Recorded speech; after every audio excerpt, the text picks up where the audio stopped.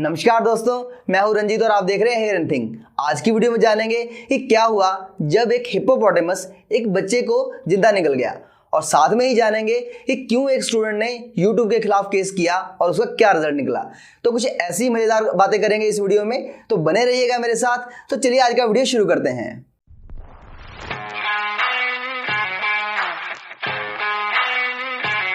तो दोस्तों, आपने कई बार सुना होगा कि जब कभी हाथी आपके गली मोहल्ले में आता है, पेरेंट्स कहते हैं कि बच्चे को हाथी के नीचे से निकाल दो, इससे बच्चे को बीमारियां नहीं लगती हैं, ये लकी होता है उनके लिए। लेकिन ऐसा ही करना एक बंदे के लिए अनलकी हुआ क्या? टेंपल में एक हाथी का स्टैचू था, कोई बहुत बड़ा स्टैचू नहीं था, छोटा सा स्टैचू था। तो एक बंदे ने डिसाइड किया कि वो यही चीज सेम दोहराएगा और हाथी के नीचे से निकलेगा। शायद उसको लगा होगा कि ये उसके लिए लकी साबित होगा या उसके साथ अच्छा होगा। लेकिन यहाँ पे उल्टा हुआ। जब वो हाथी के स्टैचू के नीचे से निकल रहा था तो वो आधा तो निकल गया, लेकिन जो उसका बैक था वो स्टैचू के बीच में फंस गया। और उसने बहुत ट्राई किया, इस बंदे ने ट्राई किया कि किसी तरह निकल जाए, लेकिन उसका बैग फंस गया और वहां से वो निकल ही नहीं पाया। और ऐसा ही दोस्तों हुआ था 2019 में एक लेडी के साथ। लेकिन तब जो वीडियो वायरल हुआ था उसमें वो जो लेडी थी वो निकल गई थी। वहां वीडियो में ही दिखाया था कि उसको निकाल लिया गया है, लेकिन इस वीडियो में उसको फंसा हुआ ही दिखाया गया है। चलो बाद में तो निकाल लिया होगा, इतने टाइम तक वो फंसा तो वहां पर नहीं रहेगा। लेकिन यहाँ पर एक सोचने की बात है कि जो हमें सिखाया गया है पहले से कि हाँ हाथी से नीचे से निकलना है, उसका क्या रीजन हो सकता है। मेरा ओपिनियन है कि हमें इसलिए हाथी के नीचे से निकलवाते हैं ताकि हम रिस्पेक्ट करना सीखें। जो जानवर है वो आज के टाइम में हमारी हर एक हेल्प करते हैं। कोई भी जानवर ले लो, वो हमारी हेल्प करते हैं हर एक काम में। तो हाथी के नीचे जब निकलवाते हैं तो वो सिखाने के लिए होता है कि बच्चे को पता चले कि हमें हाथी की और जानवरों की रिस्पेक्ट करनी है। और हाथी है वो भी बहुत समझदार होते हैं, वो बड़े होते हैं, उनको भी लगता है कि मेरी रिस्पेक्ट की जाती है, इसलिए वो सबसे प्यार से रहते हैं। तो अगर आपको इसका रीजन पता है कि क्यों हाथी के नीचे से निकलते हैं तो कमेंट बॉक्स में कमेंट करके जरूर बताइएगा। तो दोस्तों, आप सभी को पता है कि बॉर्डर क्या करता है। जो बॉर्डर है वो बेसिकली दो चीजों को डिवाइड करता है, चाहे वो कंट्री हो चाहे वो स्टेट हो। तो जो अभी मैं बात बताने जा रहा हूँ वो महाराष्ट्र एंड तेलंगाना स्टेट्स की है। तो हुआ क्या कि जो महाराष्ट्र स्टेट है वो 14 विलेजेस को क्लेम करता है कि ये 14 विलेज हमारी स्टेट में फॉल करते हैं। लेकिन उनमें से एक विलेज ऐसा है, महाराजागुड़ा विलेज का नाम है।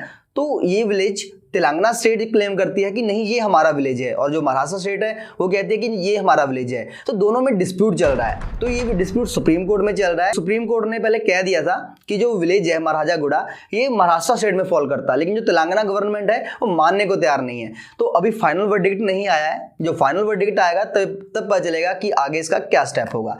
तो अब इसमें मजे वाली बात कौन सी है? देखिए क्या है कि जो विलेज है, अब एक विलेज महाराष्ट्र में फॉल करता है, सेम विलेज तेलंगाना में फॉल करता है। तो कुछ घर जो होंगे वो फॉल कर रहे होंगे तेलंगाना में, कुछ घर होंगे वो कर रहे होंगे महाराष्ट्र में। लेकिन उससे भी अब जो मजेदार बात है वो है एक घर वो महाराष्ट्र में फॉल कर रहा है और तेलंगाना में फॉल कर रहा है। मतलब एक घर को दो स्टेट्स में डिवाइड कर दिया। एक का एड्रेस क्या होगा कि वो महाराष्ट्र स्टेट का आ रहा है, एक का आ रहा है तेलंगाना स्टेट का। तो यहाँ पर पवार फैमिली रहती है और इसमें 13 लोग रहते हैं। जब इनसे पूछा गया कि आपको कोई दिक्कत आई है कि आपका जो घर है वो 2 स्टेट्स में डिवाइड है, तो ऐसे कोई परेशानी आई है, तो पवार फैमिली कहना है कि हमें से कोई दिक्कत नहीं आई। जैसे आधा घर महाराष्ट्र में फॉल करता है तो उसका प्रॉपर्टी टैक्स वो महाराष्ट्र को देते हैं, और जो आधा टैक्स तेलंगाना में फॉल करता है तो आधा जो प्रॉपर्टी टैक्स है वो तेलंगाना गवर्नमेंट को जाता है। और जो बेनिफिट्स मिलते हैं दोनों स्टेट से, जो बेनिफिट है वो दोनों स्टेट से ले रहे हैं। और जो व्हीकल है उनके पास वो भी महाराष्ट्र स्टेट के अलग है, एंड जो तेलंगाना स्टेट है वो भी अलग है, मतलब नंबर प्लेट उनकी अलग होगी।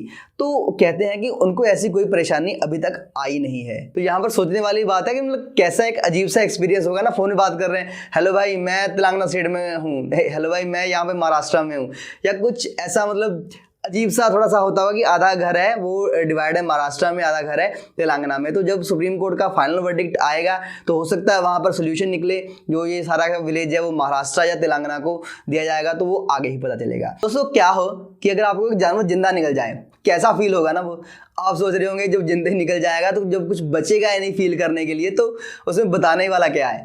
तो देखिए यहाँ पर ऐसा ही कुछ मजेदार हुआ एक बच्चे के साथ। आई होप वो फ्यूचर में ये चीज बता सके, अगर उसको याद रहेगा तो, कि हाँ उसके साथ क्या हुआ था। युगांडा में एक बच्चा झील के किनारे खेल रहा था और तभी ना एक हिप्पोपोटेमस झील से निकल के आया और उसने बच्चे को निगल लिया। नॉर्मली जो हिप्पोपोटेमस होते हैं वो ऐसे अटैक नहीं करते ह्यूमंस पर, लेकिन आई डोंट नो कि उसको क्या सूझा, वो जल्दी से भागता हुआ आया और उस बच्चे को आधा निगल लिया, मतलब जो धड़ था वो अपने मुंह में डाल लिया। तभी इतने में एक बंदे ने उसको देखा और उसने फुर्ती से काम लिया। जो भी उसके पास कुछ पत्थर पड़े हुए थे वो उठा के उस हिप्पोपोटेमस को मारने लग गया। तो जो हिप्पोपोटेमस था वो डर गया और उसने उस बच्चे को जिंदा ही बाहर निकाल दिया। तो आई थिंक वो बच्चा इतना लकी था कि वो उस जानवर से, जो हिप्पोपोटेमस था, उसके मुंह से जिंदा ही बाहर निकल आया। तो यहाँ पर ना मैं एक फैक्ट आपको बता दूं कि जो हिप्पोपोटेमस होता है उसके जबड़े की जो ताकत होती है ना, वो शेर के जबड़े से भी 3 गुना ज़्यादा मजबूत होता है। वो 3 गुना ज़्यादा ताकत होती है उसमें। तो अगर वो हिप्पोपोटेमस अपना मुंह बंद कर लेता तो बेचारे उस बच्चे का कुछ भी नहीं बचना था। वो एक बार में ही उस बच्चे को क्रश कर देता। लेकिन शायद वो डर गया या उसको पता नहीं क्या फील हुआ कि उसने बच्चे को जिंदा ही बाहर निकाल दिया। वो कहते हैं ना कि जो मारने वाले से बचाने वाला बड़ा होता है। तो जो बचाने वाला वो आदमी था जिसने पत्थर मारे थे, वही भगवान के रूप में आया और उससे बच्चे को बचा लिया।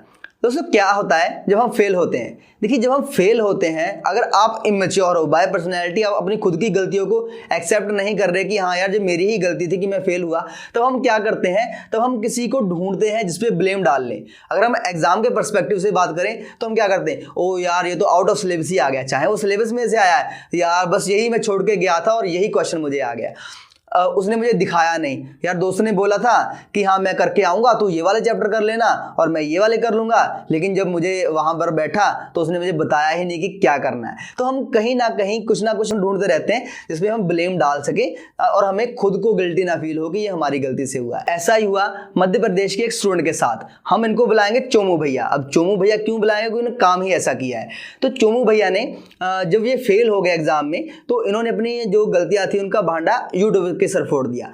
इन्होंने सुप्रीम कोर्ट में केस कर दिया यूट्यूब के खिलाफ। कहते हैं कि जब ये यूट्यूब चला रहे थे तो वहां पर कुछ ऑब्सीन ऐड आई, जो एडल्ट ऐड आई, जिसके कारण वो फोकस नहीं कर पाए स्टडी में, वो कॉन्सेंट्रेट उनका बिगड़ गया, तो जिसके कारण वो फेल हो गए और साथ में ही यूट्यूब से 75 लाख का कंपनसेशन मांग लिया।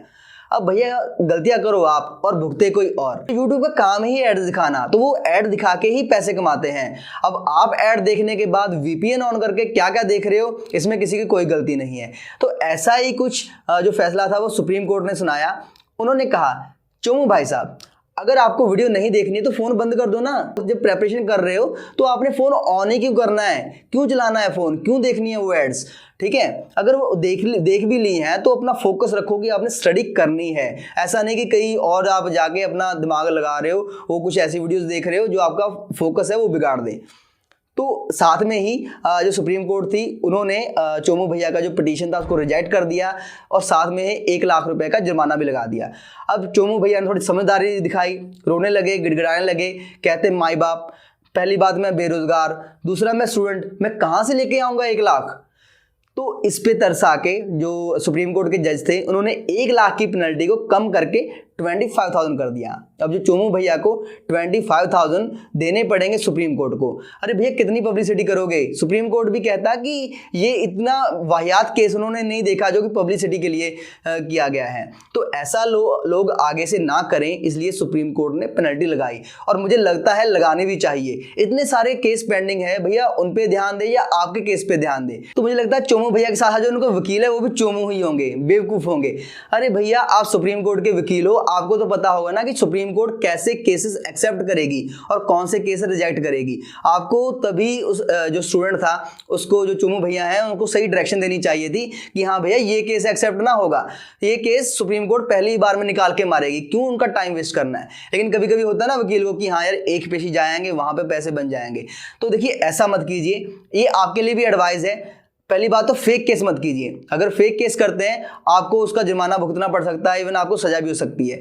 दूसरी बात, जो केस करते हैं तो देखिए कि वो वैलिड है या नहीं है। अच्छा वकील कीजिए जो आपको एक सही डायरेक्शन दिखा सके। तो दोस्तों आज की वीडियो बस इतना ही। अगर ये आपको वीडियो अच्छा लगा तो प्लीज़ लाइक जरूर कर दीजिएगा और दोस्तों के साथ शेयर करना मत भूलिएगा। और ऐसी ही कुछ मज़ेदार अजब गजब बातें हम इस चैनल पे करते रहते हैं। तो अगर आप इस चैनल पे नए हैं तो सब्सक्राइब करके बेल आइकन जरूर दबा दीजिएगा कि ऐसी कोई भी वीडियो आपसे मिस ना हो।